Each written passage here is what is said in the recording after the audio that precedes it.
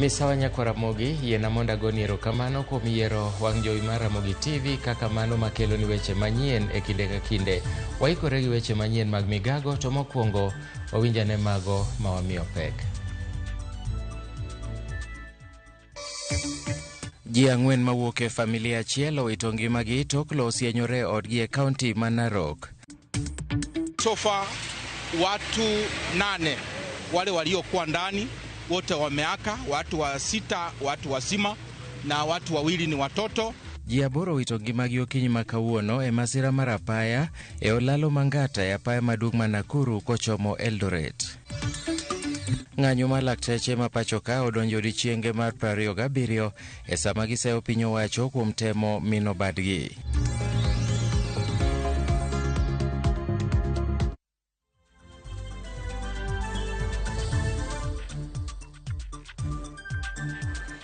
Nyako Ramogi, in gi thuolo mar oro ote machuok e laini maro mar ote machuok mar 236000 machiegni nyinga Milton Ochieng'. Ji 8 owito ngimagi kama moko yudo hinyruok e masira mar apaya bang' nyamburko matin tuomore gi trela yo Ngata e apaya maduong' ma Nakuru kochomo Eldoret okinyi ma kawuono. Kaluwore gi joneno, derep nyamburkono mane ochomo Kisii ne temo panjo ne lori mane oyiegi e ginga apaya.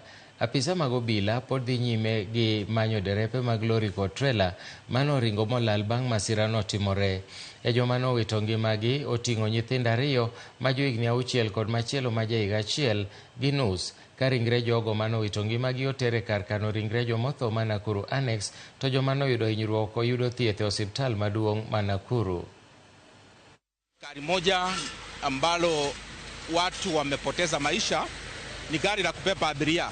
Ni private Toyota Hiace ambayo hatujathibitisha ilikuwa na watu wangapi, lakini so far watu 8 wale waliokuwa ndani wote wameaka, watu wa 6 watu wazima na watu 2 ni watoto, na kuna mtu mmoja tu ambaye tumepeleka hospitali PGH, na huyo anaendelea na matibabu, tunamwombea nafuu ya haraka. So far hatujapata dereva wa trailer na dereva wa lori na hatujui hali yao ilivyo. Nafikiria tutafuatilia tujue vile wanavyoendelea. Tunaona madereva wote kwenye mkiendeza gari tafadhali, mteremko ni kali, mjaribu kusika gari zikuwe break up ili muweze kuchunga maisha ya binadamu. Kama sasa hivi tumepoteza wapendo wengi sana, tukiwa na msangao tumeshinda chochote la kusema. Na hii ni msimu wa mvua, manake miguu hata kama iko ni mpya inaweza kuteresha.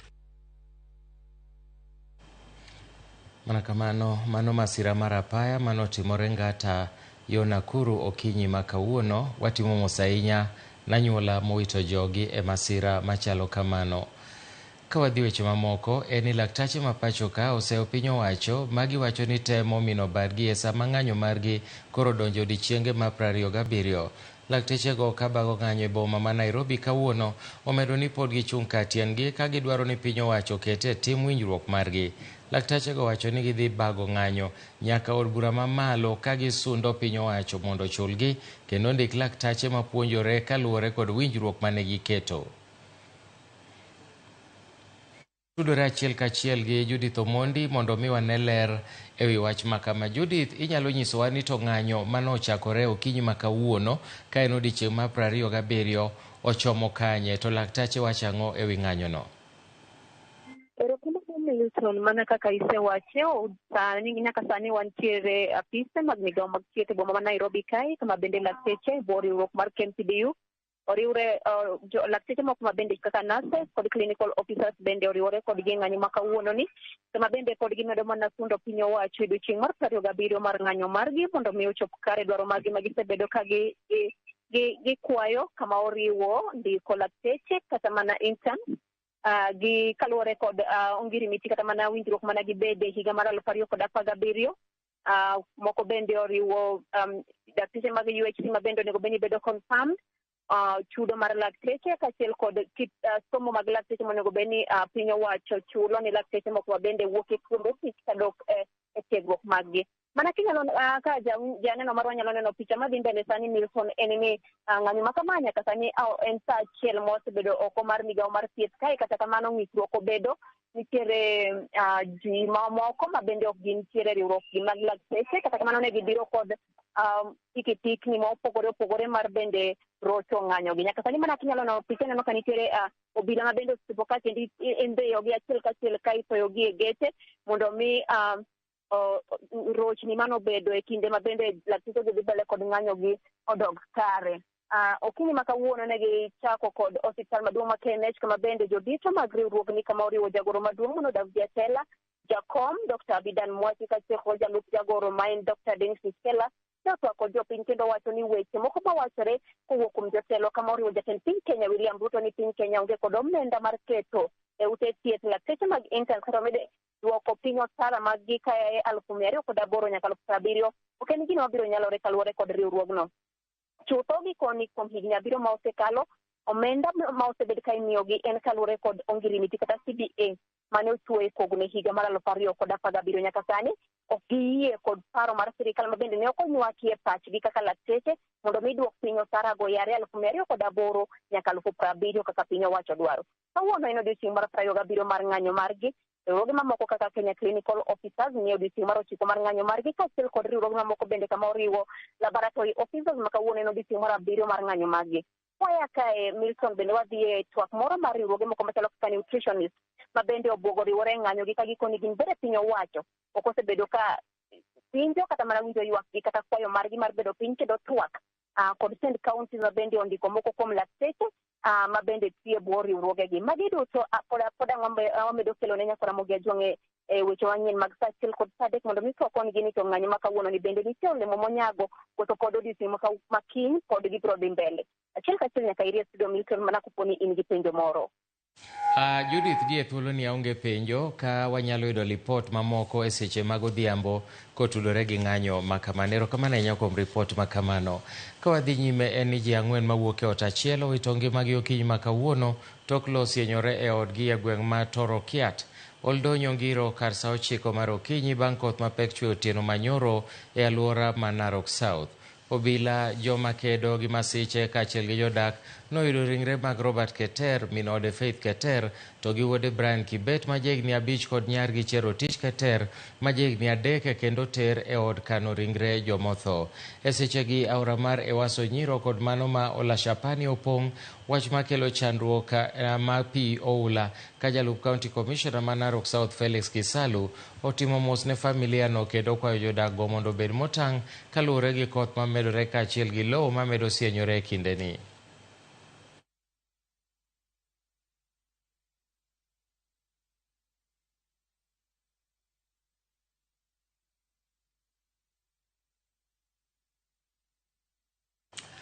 Jowuoth buora omoko e apaya maduong' ma Garissa kochomo Mwingi e gwenge Matula bang' bas manoriko gi idho pi ywero kaluwore gi koth mapek mosebedo ka chwe chakre odiechieng' manyoro.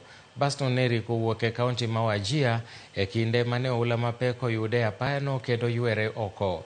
Kata kamano nyaka sechegi jowuoth duto manoidho basno oseresi ka jowuoth mamine, nyithindo kod jogo matuo ema nomi thuolo mokwongo kaniresogi. Chenro mar reso jowuoth mamoko ma okwamo e oulano pod dhi mbele kaluwore ni oulano nobaro apaya e olalo Matula e kaunti ma Tana River. Na ituangalie kwa vile imekula kila wakati mvua ikinyesha, shida ni hii.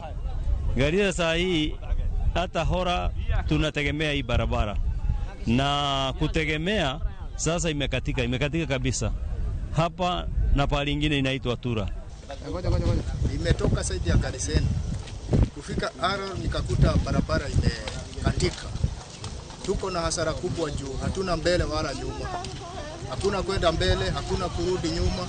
Nimetoka Gariseni na niko na mzigo ya kwenda Kampala ambayo ni melon. Melon inaharibika kwa haraka sana.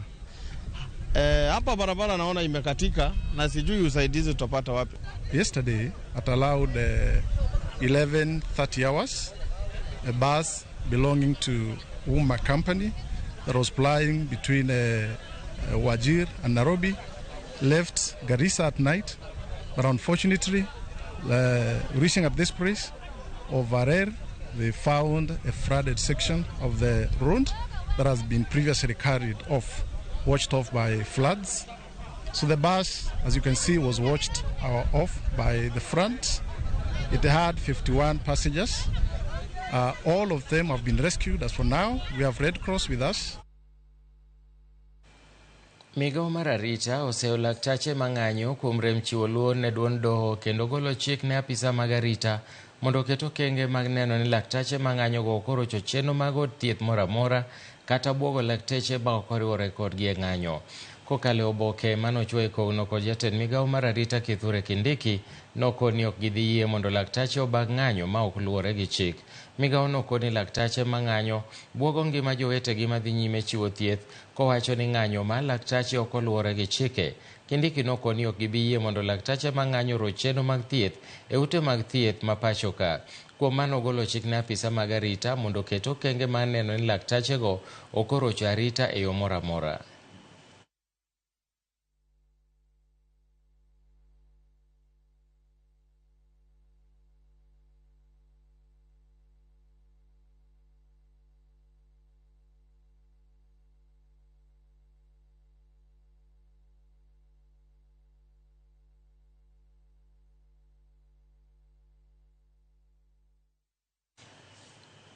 Kamati mar od bura mochung' ne weche mag pur kawuono dayo dho wuon kambi mar loso mbolea mar SBL Innovate Josiah Kariuki.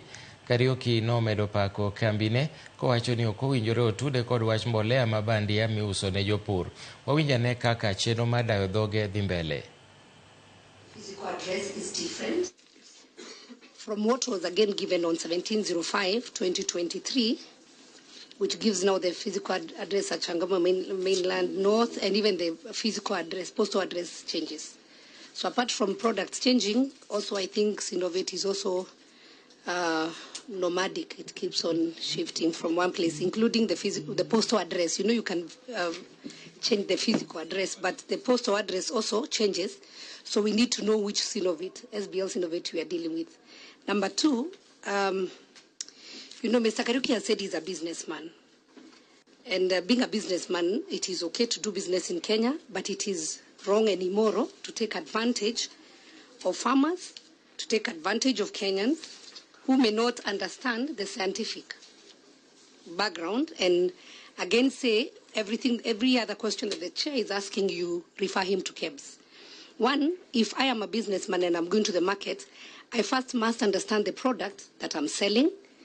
Then I will go to KEBS requesting for testing of a product that I personally have produced, have tested, and I have confidence in it, and then that's why I want to roll it to the market. So going to KEBS is not that KEBS is going to guide me on my product, but I'm going to ask KEBS, could you confirm that what I know is the truth? And Mr. Kariuki might not be a scientist, but I'm very sure he works with people in his office, because he does not go to, to mine. He doesn't go to do the mixing of these products to get the final product. But finally, he has a group of experts who would advise him, this is the process to follow, this is what to do, and so we have a good product that we think is going to be safe for the Kenyan farmers.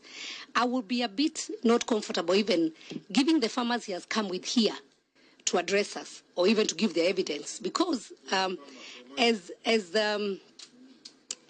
it is now evident, there have been various products going out to the market. So which product did the farmers use vis-a-vis what the products might be? I don't even know whether he came with those products today. But my main concern, Chair, is here, and I want them to educate me. When you talk about soil amendment fertilizer and conditioner, then again you talk about organic fertilizer. I would want to know what is the difference between the two. Then there is silica-based fertilizer. That's a third product from the same person and operating almost under one license or one sample that was given. In the last one, Chair, when the silica name has appeared, I have seen a different brand name, which has not been mentioned here, because the first brand name that was given on 28/01/2023, that was SBL GPC Original. And the description of commodity, and this is a KEBS document, was organic fertilizer. And then on 17/05/2023, again, description is organic fertilizer, but the brand name, again, is SBL GPC booster. So as we interview the farmers, as now we even interview the Mr. Kariuki, which product are we talking about? And which product is in the market? And you cannot fake ignorance and say, yes, you're not a scientist, but KEBS, you are saying everything as KEB. Yeah, what did you promise? Because every time you have a product, you promise the people you are buying, you are selling to, this is my promise to you. What did you promise the farmers or the people who are to buy, and what have you delivered? Okay, something related. Thank you very much. You did sign a contract, an agreement with the National Cereals and Produce Board. Yes, Mr. Kariuki? Yes, I did. Which products did you sign the contract for? There are like 3 products there. 3 products? Yes. And I have the contract here, and I would like to read the products for purposes of our understanding. Sure. The first product is called Veftawan Capital Animal Supplement. Yes. The second product is GPC Guard. Yes. The third product is Diatomaceous. Yes. Now, which one did they distribute? Is it one or all? They distribute Diatomaceous. That's what they are distributing. That was the name. But the supply price, and you have given the supply price for the products here, and given 3 products.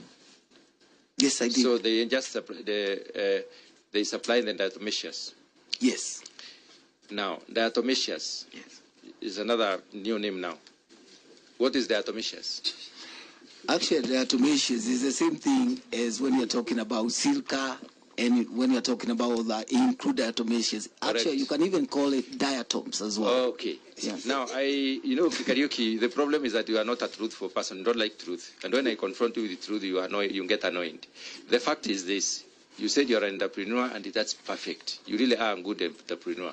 You found some material there, which somebody has not thought about, packaged it, and gave it out in the market when you took a different product to KEBS to test and give you the license to proceed. That is the actually, Chair. Mano kamati mar od bura ewi pur kadayo dho wuon kambi miwacho ni nochiwo fertilizer mane ok ni kare. Jatend piny Kenya William Ruto nobago romo goganda jo-Salam mar ringo odiechieng' mar Iftar e kajot mare maboma ma Nairobi odhiambo manyoro. Ruto noyango ni e bwo dweche 16 kende jo-Kenya maromo milion 7 oseyudo kony mar chenro mar Hustler Fund, komedo ni riwo chenro mar omenda no mondo mi odonjre gi mano ma sharia biro neno ni nitiere kony e riwruok mar omenda e pacho ka. Omenda no gibiro loko lai mar omenda ma sirikal mondo donjre kod chike mar din Salam, kaka mano mabiro konye kelo omenda mabup ne dongruok ma pacho ka. Okwayo jodolo ma pacho ka mondo kaw ng'ala manyime e keto thurka e lamo. And whatever you can do also as diplomats from the Muslim faith, please put your best foot forward so that you can have peace in all these regions and conflict can come to an end, and we can live and get our children to school. For the first time in the last 1.5 years, ndio usalama wa Kenya umedumishwa na njia sawasawa. Hakuna robbery with violence, hakuna burglary, hakuna terrorism. Sasa kila mtu afanya biashara na biashara ziendelee kupanuka kwa sababu ya hali nzuri ya usalama. Kwa maneno ya ndugu zetu wa Nubi, ni kweli they have not been gazetted as a community in Kenya, lakini at the moment hata wakienda kuchukua ID, they are already identified as a community with the national IDs. But I think it is good to complete that process and gazetted formally. Really, the financial product has been packaged. Not many Muslims can participate. It is the first time I am receiving that request, and I want to guarantee that I will process that request. Ili Hustler Fund pia iwe na sharia compliant component. Nyakoromogi yena monda ka yweyo mokwongo e cheno mar migago to kapok adhi e yweyo magi moko kuom ote museoro na Samuel Ochanda oyucho mar Seme Kombewa wacho ni ne program awinji maber ne jomo yudo lit atimo ne gimos mano uma kanidago. Elvis Wuod Nyakach owacho ni ne anyuola mar jok mowito jogi masira Nyasaye mondo konygi. Aito Milton Mamze Magere Wuod Nyar Kisumo kawuok Masara Town waneni kabisa kod jaoda Joyce Wuod Nyatized weche mag masira mag apaya ema koro tieko ogandawa. Wakwayo derepe mondo bed motang' e ndara sama giriembo ka giriembo nyamburko e pacho ka. Kaito Ben kawuok Kimbo wacho na winjo maber en mana ni masira mar apaya ni malo sana. Sirikal orangie ka kitieko ng'anyo mar laktache masira go eko mano Beryl kawuok Siaya. Kaito mogi kanyo watching live from Oyani Masai, let those who were involved in that road accident mondo yud quick recovery. Nyakora mogi kik idhi mabor, aduogo bang' thuolo machuok.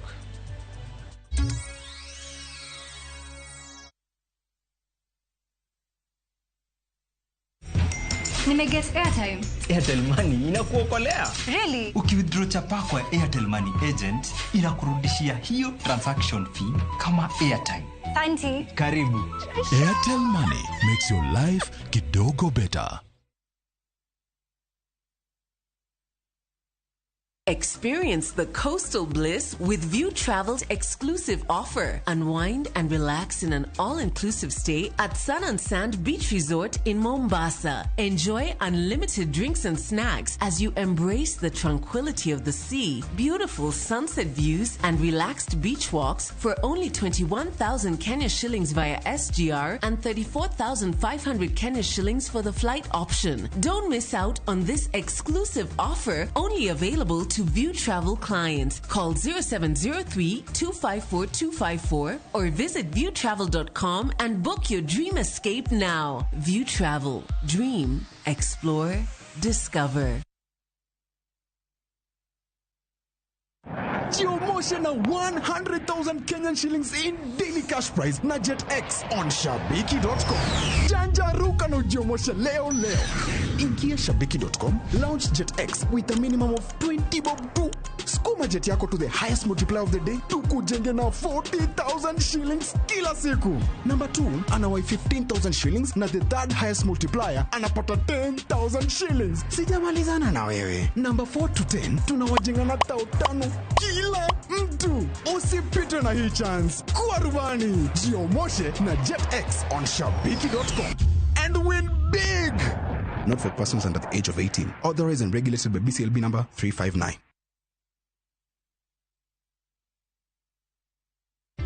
Skiza chapa, ushinde. Beatrice Square U Otuya. Elfu 50 ni zako. Ni zangu. Hizi pesa ukirudi nyumbani utazitumia kwa kufanya lipi? Hizi pesa nikirudi nyumbani nataka nilipie watoto fee. Exactly. Waende shuleni wasikae nyumbani. Watoto wasikae nyumbani. Na wakunyuko chai, leko mkate, wakule kari pamoja na nyama. Hii pia hapa ni gift hapa yako mami. Nimeshukuru sana. Nilichagua Sikiza Tune *487 *3#. Yes. Ndio nikapata hizo pesa. Skiza chapa, ushinde.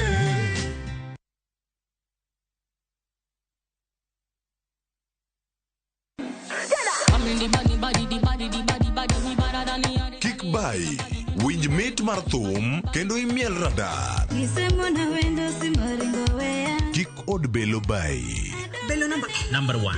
Gi twak mamulo rowere gi oganda duto. Ka in gi nyako ma tiyo, oneno mbele mayot moloyo nyako ma ok osomo. Wakelo ni jongolo mopogore opogore. Mane mbak ndalo chakre wuok tich nyaka tich abich saa 8 odiochieng'. Mane Ramogi TV.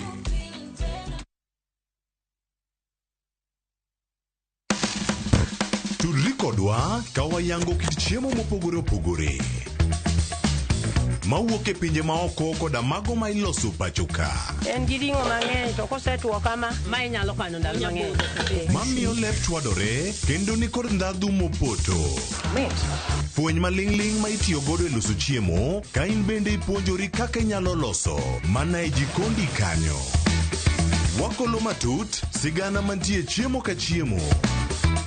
ka waromo kod jotedo mamiyo ndhadhu bedo gi ngima. Ma rech minyalo chamo ka numu. Ok ochuno ni tede. Ok ochuno ni tede. Ikri mar puonjori tedo chiemo moa e pinje mopogore. Othonje ka othonje.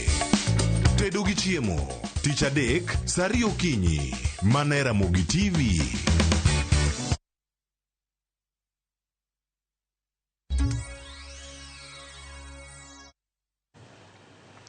Machiegni maloyo ji 300 odong' maonge kuonde dak ka dak Mambega e ward ma Kobura mayudore sub-county ma Nyando bang' oula muomo kendo rocho ngimagi. Thothgi koro oseo piny owacho kuom buono kwayogi kinde ka kinde mag koth. Jopinygo nowuok oko kendo bago ng'anyo ka giseo piny owacho kaluwore ni midhiero mag oula ma kinde ka kinde osebedo ka rocho ngimagi alworano ka e kindegi to koro gidong' maonge kuonde jot. Bende giseo jotend siasa ma alworano ka giwacho ni jotelogo ong'eyo midhiero ma gikale kinde ka kinde to kata sani gilal mane chuny boma ma kata kwayogi ok gichwal mbele. Giywak ne piny owacho mondo ochwal negi kony mapiyo kaluwore ni nyaka sani gionge udi. Ni olalo ulosnwa kaonge tubro ng'ise next step wabro ni county kae wan kod lit kendo ndara rach an ja biashara agora piny ka gigiga pile mawaro kod pesa asedwaro pesa mar ohala kuom bilo tuona mara mathin mayudo pukore ndara ka pile koro wan wawacho ni bil kok nyamiwa stand mar losonwa ndara kod aoro yweronwa en adieri makende ni Mbega ka ema osuptal ma ji nyalo thiedhre maber onge. En adieri makende kabisa. Mbega ka ema ok nyal pure mchele maber nini combine harvest ok nyal harvest mchele nikech pi opong'o puothe kaka jopiny yud mchele ma gisepuro onge. Koro anyalo kwayo county government lo Mbega kaka youth leader Kisumu County di mondo konyo Mbega mondo Mbega onwang' chiemo, mondo Mbega onwang' ndara, mondo Mbega onwang' pi ma mondo Mbega Gibigi konywa nikech wahinyore kae. Mae dalana gima nyalo timo ka onge pi odonje ot adhi manye ndara en pi kaduogo to chieme pi atede pi aninde pi gimoro amora time pi. President marwa William Samoei Ruto kama initie iwuog oko ni ganwa goni ambulu kaka wajo pikipiki ni wacho ni dhi konyowa kaka jo pikipiki. E kinde ni madwe mar Ramadhan ochope gikone, jogo mayudo chandruok kaluwore kod pi oula e kaunti ma Tana River oyudo kony mar chiemo mabiro konyogi e tayo nyasi mar Eid. Kaluwore kod jal mochung'ne jagoro e riwruok mar Direct Aid Daud Abdullahi, ute 600 e kaunti ma Tana River ochiwnegi chiemo mondo mi oduok piny chandruok mar kech kaluwore kod pek mar ochumi. Jodago okwayo riwruoge mamoko mondo par jogo moyudo chandruok kaluwore kod oula ma onge kod chiemo moromo e kindegi mag Eid.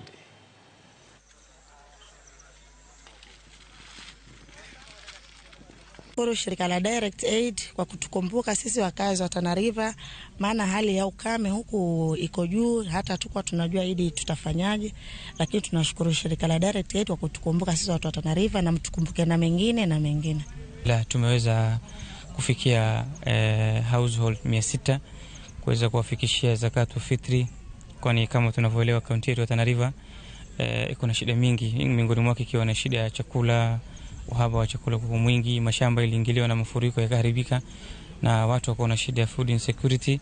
Na sisi kama shirika la Direct Aid alhamdulillah tumeweza kufikia ndani ya huu mwezi mtukufu wa Ramadhan watu zaidi ya 2000 wameweza kupata iftari na kupata pia zakatu fitri ili waweze kutoa idi yao kwa njia nzuri. Riwruok makedo ne ratich jopuonj Kuppet dwani od bura mamalo mondo oket omenda moromo ne duol mochung'ne ndiko jopuonj TSC mar medo jopuonj lemo. Kuppet ywak ni chenro mar medo jopuonj lemo e pachoka ok osebedo kadhi makare kaluwore gi nok mar omenda ma od bura keto thenge ne duol ma TSC mondo medgo jopuonj lemo. Jakeno mar Kuppet bade ma kaunti ma Makueni Cosmas Muteti owacho ni nitiere jokanyo magi moko mosekwame rang'iny mar tich achiel ma gintiere kuom maloyo higni 10 kapok omedgi lemo. Jokanyogo eko mag Kuppet mawuok e counties mopogore mane lose ka chung' od bura ma Kasipul e kaunti ma Homa Bay oseo jo od bura kuom walo thenge omenda mathoth ne chenro mamoko kamago moting'o weche mag jopuonj to ok giketie maino. More funds to this so that we can see teachers who have been stagnated in various job groups for more than even 10 years. they can be moving upward in the profession, and they move to the next grade. So we actually want to request the government through our MPs so that they can add more resources to TSC. And also teachers are also surprised because when these promotions were out, it was not clear who had been promoted because the teachers who were promoted were not actually advertised on with their names, the schools where they come from. Right now, 18 billion was allocated for foreign trips. If 8 billion was allocated for teachers' promotion, we would have our teachers happy. So let our MPs do their part of the game of legislating and ensuring that they appropriate enough money for promotion of teachers. I'll appreciate that teachers should now school their MPs so that when this bill comes to what is called public participation and it's taken later to Parliament, the MPs know actually what they are voting for. But if there's anything that will go against the teaching fraternity or the welfare of the teachers, we will not support it in any way. Jogo manoyudo masira e kinde yiero mar 2007-2008 okwayo piny owacho mondo mag joma osebedo kamayo gi omenda ka giwuondore ni gimanyo negi kony. Kaluwore gi riwruok mar konyo jok mane tulo daro e miechgi mong'ere kaka Nyanza and Western Displaced Persons, giywak ni pok giyudo kony moro amora bang' masirano kata bang' piny owacho chiwo chudo. Kolose chokruok mar lamo e alwora ma Siaya, jatend riwruogno Eric Oyugi nokwayo piny owacho mondo otimie nonro kendo mak joma osebedo kamayo jogo omenda ka gisingo ni gibiro chiwo kony e yo mowinjore. Koyugi bende nowacho ni sirikal nosemako moko kuom jomechogo, kaka kamano moko pod dhi nyime gi mecho. Jatend riwruok makonyo IDPs e kaunti ma Siaya, Pascal Ouma, okwayo piny owacho mondo chiw omenda mar konygo. Riwruok mar Nyanza Western IDPs Caucus e Siaya County kae, an kaka jatelo margi Pascal Ouma Kuda, waluongo romo ni mondo IDPs duto te man Siaya County onwang' ler kendo ng'e adiera e wi chenro margi mar IDPs kaka dhi kod kuma wasechope. Ji osewuondogi e Siaya, to kawuono gidwa ng'eyo ler kod adiera ni IDPs te ni e bwo riwruok ma sirikal oyango mar Nyanza Western Kenya IDPs Caucus. Ma e riwruok mane otero kwayo e parliament, ma kwayo osekalo, kendo tinende ni wan kod geno ne bwo kwayo mane watero sirikal biro chulo jowa e yo modimbore ma onge mibadhi kod kuo moro amora mobeti. Onge ng'ata machielo moyiene mondo mi owuo e lo Nyanza Western Kenya Caucus ka ok en e structure mar leadership mar Nyanza Western Kenya Caucus. To wakwayo sirikal ni mondo mi jogo ero ma wuok kendo wuoyo e weche mag Nyanza Western Kenya Caucus, e weche mag petition and the payments, wakwayo ni sirikal ung'eyo what you are supposed to do. Mana kamano, mago en wach malit ahinya ni joma noyudo masira ma kamano, jomoko dhi to kawo pesagi to chamo. Wach malit mokalo. Riwruok jodolo ma jokristo kaachiel kod josalam manie Afrika obago romo e kaunti ma Mombasa matwak e wi okenge mageto nyayo kwe kod gayo jogo matiyo gi ute alam e timo timbe mag maundu. Achiel kuom ajenda margi en kelo kanyakla pinje duto mag Afrika e yor kwero timbe duto ma ok odhi kare motenore gi weche mag alam. Joja oko nigi ler mathoth kowuok Mombasa. Jodolo gi kaachiel kod jotend dini obago romo mar ndalo 5 e kaunti ma Mombasa mar twak e wi weche mopogore motenore kod alam. Wach chike matek mag dini kod monjne bende otwagie matut e romoni, ka jodolo to dwani okawi okang' mowinjore mar gayo timbego ei Afrika mangima. Watu watolewe katika ule ujinga ama kutofahamu ili wapate misingi na ufahamu wa kuhoji, kuuliza maswali na kutaka kuelewa zaidi kabla hujajiunga na hizi sects ambazo zinainuka. And the issue of radicalization and violent extremism has affected all the countries that we have here today. We talk about Nigeria, we talk about Cameroon, we talk about Mali. All these leaders are represented here. So among the things that we are looking at in the workshop is how religious leaders particularly can be encouraged to bring our youth, our women on the negotiating tables so that they start at a very tender age to become peace ambassadors. Pia sisi kama Waislamu ni kujaribu kuelimisha Waislamu kuhusu dini zingine na kuhusu kuweza kuishi kuamiliana kwa amani na vile vile kufuata misingi ya dini yetu. Hakuna dini ambayo inasema lazima tuwe na itikadi kali. Itikadi kali zinatokana na ule ukosefu wa ufahamu wa dini. Nick Mashaka Hola kachiel kod masiche mag monj gin mana moko kuom gigo ma riwruogno midendo ni Prokmura makelo kanyakla jodolo mag Jo-Islam kachiel Jo-Kristo e Afrika dwani piny owacho non matut kendo kete okange mag geng'ogi. Serikali pia ina jukumu la kuwalinda watu wake. Kwa sababu kile ambacho sijaelewa mpaka sasa ni kwa nini mhubiri wa itikadi kali awe atahubiri azike watu auwe watu na serikali haijui. Sisi ambao tunasimamia taasisi za dini tufanye kazi yetu, na vile vile serikali katika ile tunaita community intelligence iweze kuona kwamba watu hawashawishiwi tofauti na imani ambazo zinajulikana. We are hoping from this workshop our church leaders will develop more interest in Prokmura.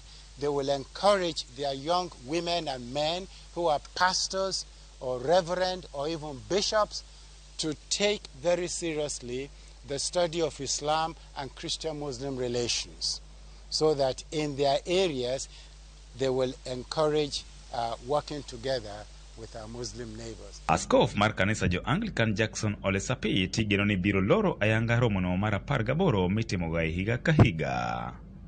George Aoko, Ramogi TV, Mombasa.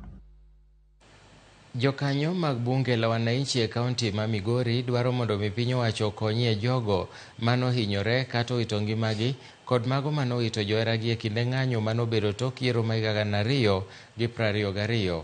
Jafwambo marwa Jo Juma ne oloso koda ka jogo mayuak ni ne oyudo hinyruok e ng'anyogo kendo ma oweyogi gi songa.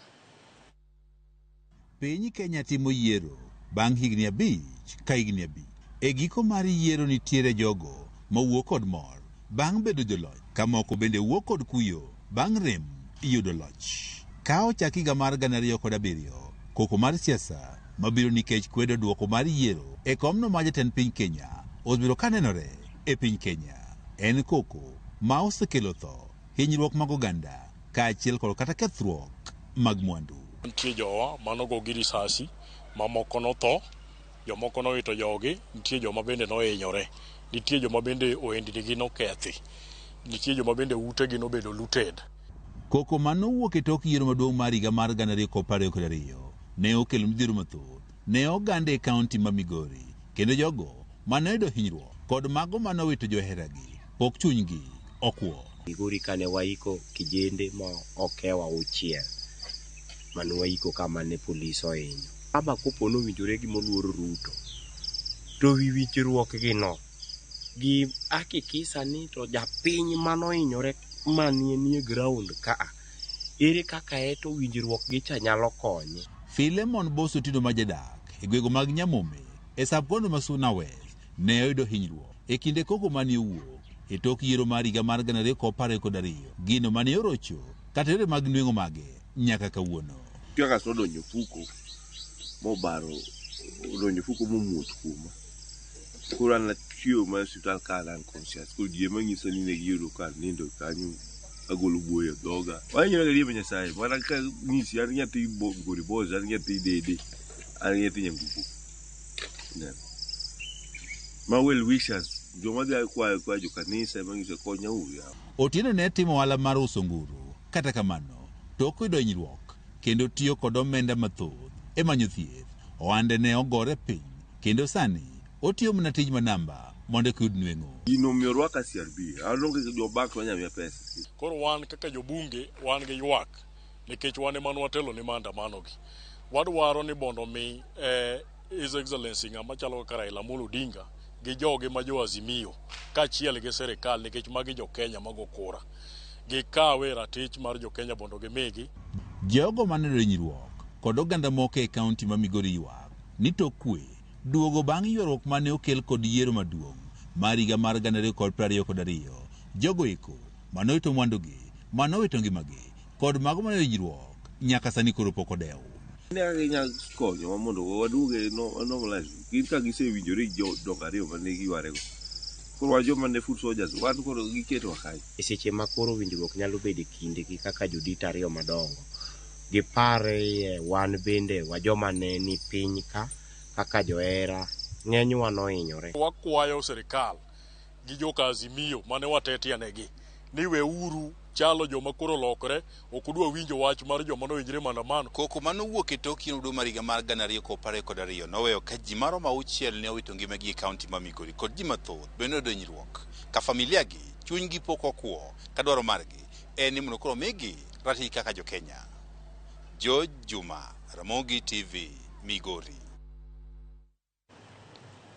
Jopur mag niang' okwedo chenro mag duoko piny nengo mar niang' mawuok e Sh5,900 nyaka Sh5,100 e tan.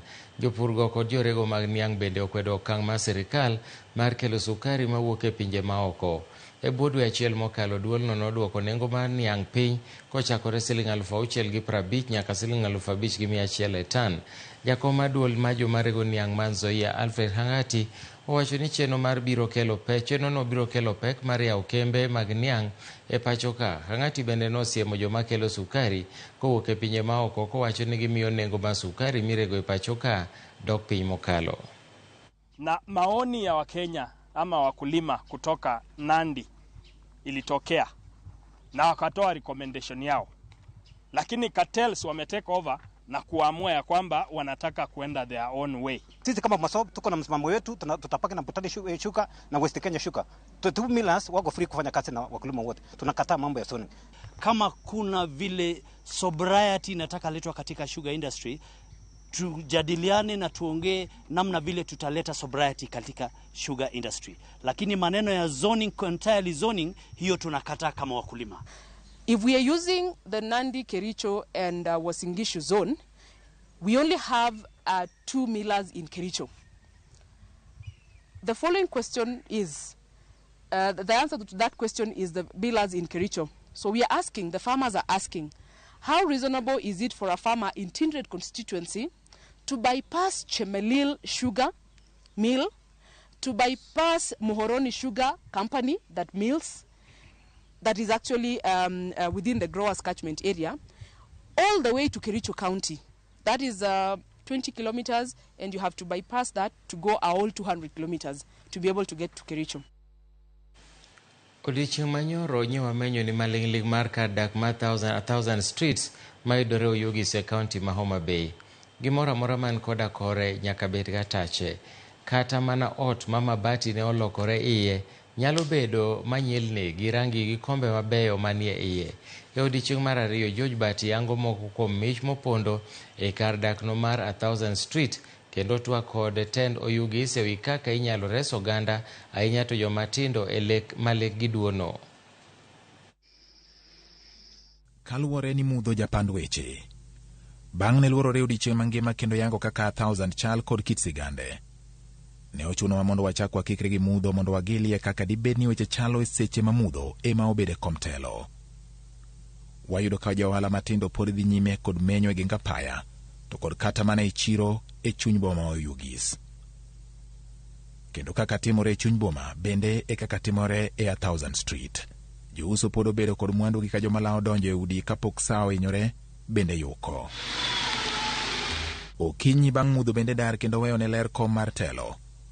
Wachak wakaw gige tich ka wadwa ng'eyo ni to kopogore kod weche maundu ma itudo godo 1,000, gin ang'o gini moponde iye ma inyalo tigo e loko ngima jodak maka. 1,000 talent onindo, onge talent ma onge 1,000 ka.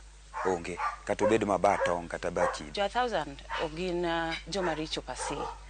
Ema ni nying no osebedo marach ni en 1,000. Yudhe gi eki nigi talent mopogore opogore. Yudhe gi eki dwaro ng'ama sirgi. To koro ng'ama sirgi ne maonge. Ka wayudo kweth mag rowere mani kod riyo mar lokruok ka oyuoro e kar del ka bende warome koda maneja mar Alensi ma Oyugis Sigara Gumba ka olalore kod jodak gi mondo yang kit pek ma gin go. Ok mano ranko mar ting'o kidi e bepe molos nyadala kende. Nyaka nyithindo ma jo karate bende wayudo ka. Gichwado pangruok mamoro wang'. Kendo lek margi en ni giyudi asir manyalo miyo nyinga 1000 lokre. Lit ma gin go en ni kaka 1000 ojwang' ka onge kata ng'at manyalo mako badgi. Jomario dendgi odich kod kokoto moru kod kuoyo kendo kete kubni rapim mopogore opogore. Jotelo mag riwruoge margi bende oyuoro. Giyango ni kata biro ni pod gionge sir, to nitie okenge ma giseketo. Koro kane wabedo piny to wang'iyo, to kaluwore gi nying mosebed ki 100,000 kuom higni mokalo chien, nwaneno ni kopo ni yudhe gi eki ok wamiyogi kamoro ma ginyalo betie, gimoro ma ginyalo timo, to kaka wanyalo konyo gi onge. Kaka jimwa mar 1,000 kaendi, watrain under some ethics gi codes. Ok watrain mondo watim timbe ilago, watrain mondo wakel ji kamoro achiel, mondo at least joma nigi challenges we can identify challenges gi mondo wakony gi wa move as a team. Na e gym ni mondo mi ayud vijana ma at least nyalo bedo gi interest mar bodybuilding, mondo wayud platform mamalo, mondo wayud kaka wanyalo yudo gimoro, nikech vijana wan gi talanta, but wan gi talanta ma idol. Ukinge talanta ni in ng'ato nitie mong'ang'a ni goyo gym en dhi chung' e dhot mar gate ni in bouncer. Nitiere goyo gym ni koro wadwa ni mondo mi wakete yo ma en koro inyalo chiemo kode through participation mar sport. Joma timore koka koni kwayo margi en mondo giyudie gige tugo manyasani kendo giyudie karo moro midendo ni hall, mondo gol rowere e timbe mag tiyo kod yedhe makelo mer. 1,000 en kama ong'ere ni madhe jaga, imadhe kong'o, timbe timore mopogore opogore. En idol place. Koro kwanyalo yudo community hall, community hall ni nyalo konyo, wanya kete kata rehabilitation moro, center moro, mondo mi okony yudhegi. Jok mabiro mahama 1,000, mamia 1,000 that bad title, they are outsiders of Ginja 1,000. Koro nwawinjore ma at least sani gima wanto gimane pod waywago is security. Yeah, nwadwara ni at least to security ne dhi bet through omiwa gimoro mwatimo. Wan gi talanta lakini kuminyalo tang'e. Gigi minyalo chopo go kuminyalo tang'e cha ionge go. Kaluwore kod jopuonj mag nyithindo matugo karate, nying marach osemiyo kata mana joket mwandu ok nyal donjo 1,000 ka okoni jotelo nyaka koro ywa wigi kendo gikonyi kelo lokruok ne jodak ma 1,000. Wach mar nying mar 1,000 rach ni osemono kata investors biro ka, mono jotelo donjo ka nikech luoro. Gima kelo wach marach mar 1,000, wan kaka jok modongo moyudo 1,000 kadhi mbele. 1,000 obedo stigmatized gi drugs.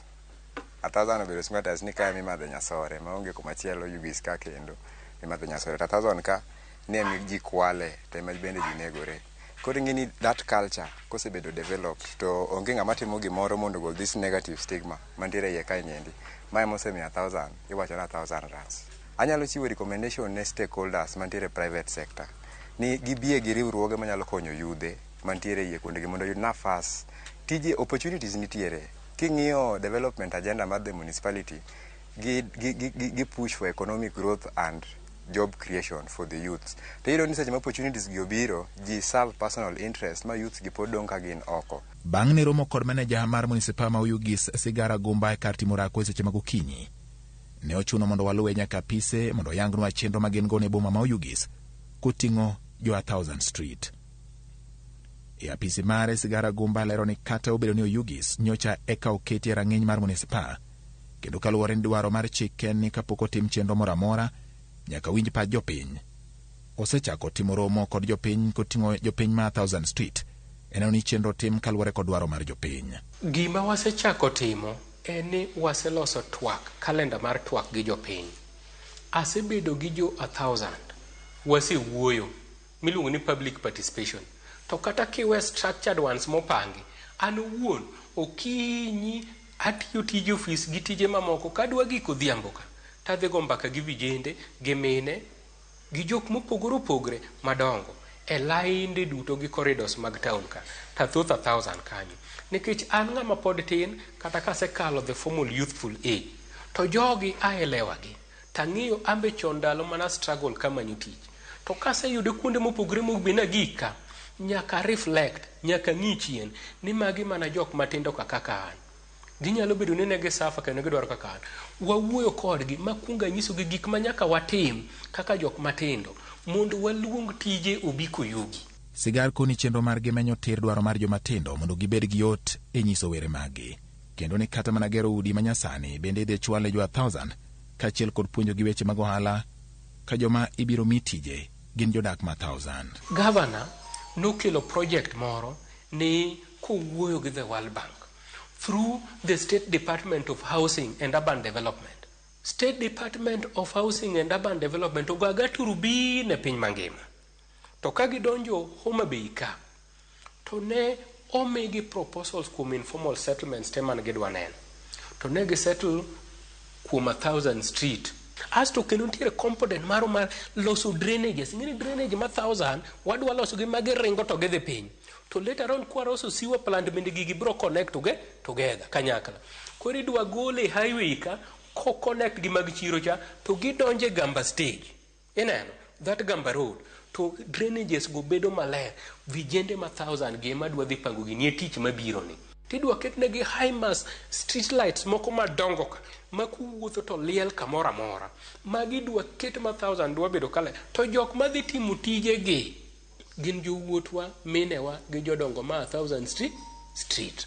Sigar lero ni mondo jodak ma Oyugis koting'o jo 1,000 biyud ber, nyaka koro giyaw wigi kendo gilosi riwruoge kaluwore ni sir ma ichiwo mayot ichiwo ne joma ni kod riwruok moyangi, kendo kwayo rowere mondo kik bed tingel ka gigeno ni sirikal biro miyogi sir ng'ato ka ng'ato. Wadwa empower ji socially.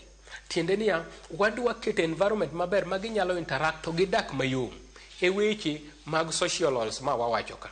Artist ka, mune nuwuoyo ga 1,000 ka, gin gidwa bedo ka gitimo participatory theater engagement with the public. Tende ne gitimo awareness against drug and substance abuse, against gender-based violence, to against insecurity, to gidwa puonjo ji, to gin mana jok ma kanyo. Koro piny winjo, koro jo talents gi jo karate gi jo taekwondo oriwore kanyakla. Gidwa loko piny. Jogo man waparo ni nitiere gi timbe moko mamono. Mok timbe mabeyo. Gimbi keto gi program no koro gini change agent. Kaka yorie weche mabiro ywayo joket mwandu, okoni jodak makanya ka koro makre kanyakla mar goro chiaye mawuotho ka dhano e chuny boma ma Oyugis mondo ler obedie boma no. In normal circumstances onge chik moyiene dhiang' mondo wuothe barabara kaka japiny ni embendo chung mana kaka rombewa kaka diewa mo Oyugis ka nyalo ng'iya tir makama ong'i ma kaka dhano. Romb ko yugi ng'icho nikech kata an gi ng'iya kamano. Romb ko yugi ng'iya ni to iwuoyo kode to jalo gima ng'i ma bodwa mano nyier kodi yo jalo maka gima embende udwa no dialogue. Kore masedhi awacho ni okay anto ka biduokora kodu adhi ruonu na luongo wegi gi te ma wabedo go piny muwuoyo go ka wan gi jodongo gweng nyaka administration moting'o nyaka chief ma Koyugi ka wabedo kod gi piny anyiso gi chike mane ok ging'eyo. Bang' winjo ywak mar oganda e boma ma Oyugis ahinya jodak ma 1,000 street kendo tend municipal bende chiwo singo margi.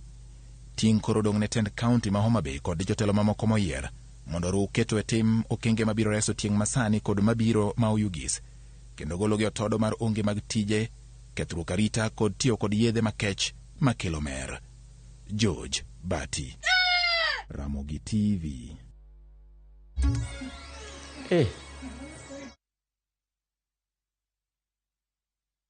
Asewacho ni nyathini to kowinjo to sani oseguro tiende dalani.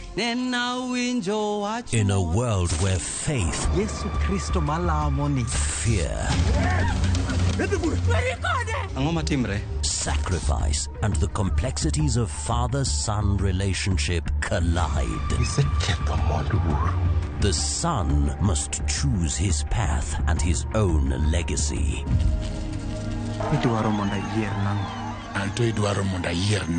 Watch this emotional and riveting story of Dennis in Where the River Divides. Watch the best content on the go only on Viusasa.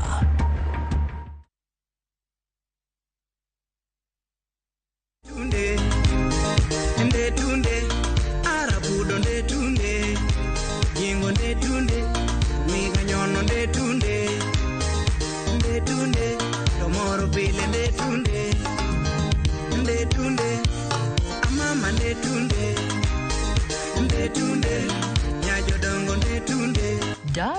dial *487*3# to get this song.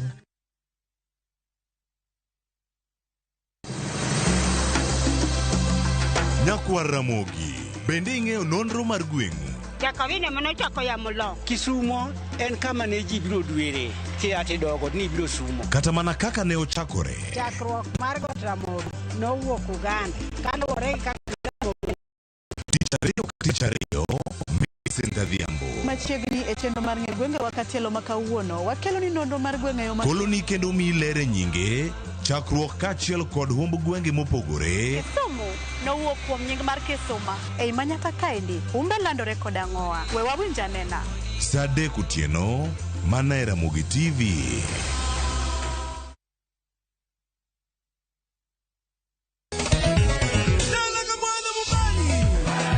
Ngoma Owake en od jothum. Ngoma Owake akelo ni mix mofwe.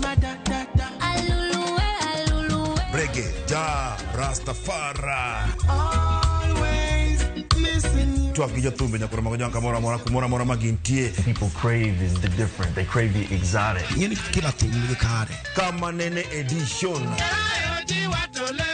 Benga kaluka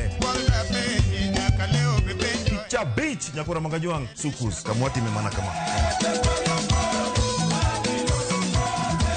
Kite mana Ngoma Owake nyinga en Papa Viken ukich tariyo chadek changwen. Ida kapaga beach na kasapa gariyo. Warom.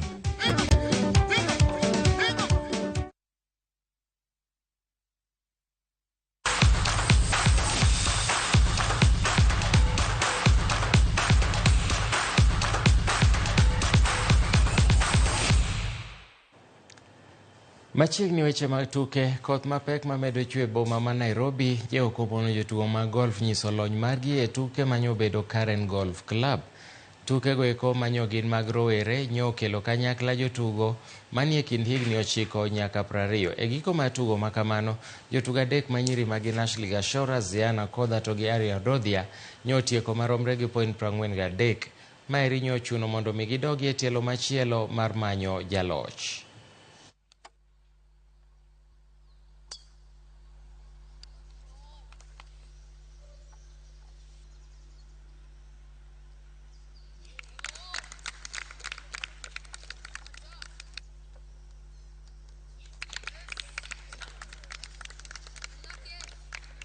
I'm really nervous. I'm scared for what's going to happen. But I just kept telling myself, if anything happens, I should feel proud of myself and proud of my best friend, because we both tried really hard together, suffered, and we enjoyed. And yeah. It was entertaining and very exciting. It gave me a little bit nervous, and I felt happy and then sad at the end. What made me happy was that I got to get into a playoff, and what made me sad was I missed a very important part.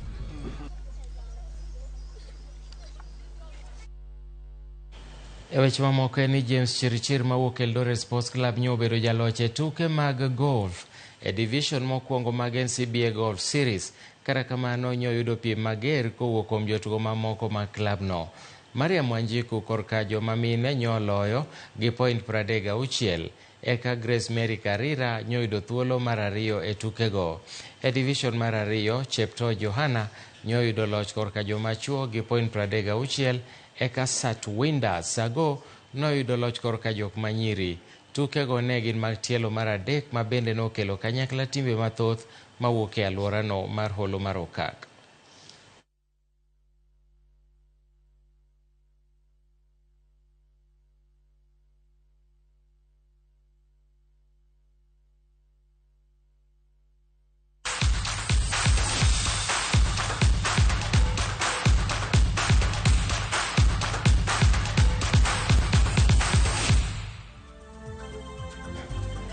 Nyakораmogi yena mondo atieke gi kanyo ka ruoth oriti an bendo rita wachako arom saa 10 e weche manyien mag ka gi kacha. Nyinga Milton Ochieng' Awuor, bed godi chieng' majaber.